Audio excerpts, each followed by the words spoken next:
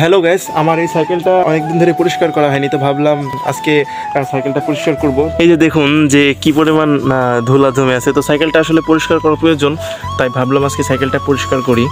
আর এটা কিন্তু আমার সেই শখের সাইকেল, R15 বললে ভুল হবে না এটাকে। আসলে এই সাইকেলটার বয়স শুনলে কিন্তু আপনারা পাগল হয়ে যাবেন।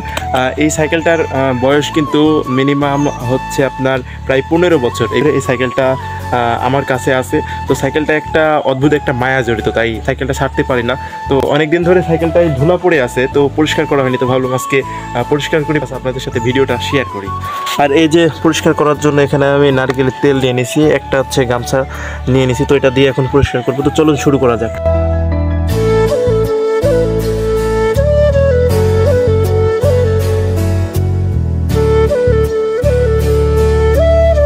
আসলে সাইকেলে প্রচুর পরিমাণে ধুলা ছিল, সেই জন্য প্রথমে আগে ধুলাটা কাপড় দিয়ে পরিষ্কার করে নিলাম। এরপর হচ্ছে যে দেখতে পাচ্ছেন নারকেলের তেল, এটা দিয়ে সুন্দর করে তেল দিয়ে পরিষ্কার করবো। চলে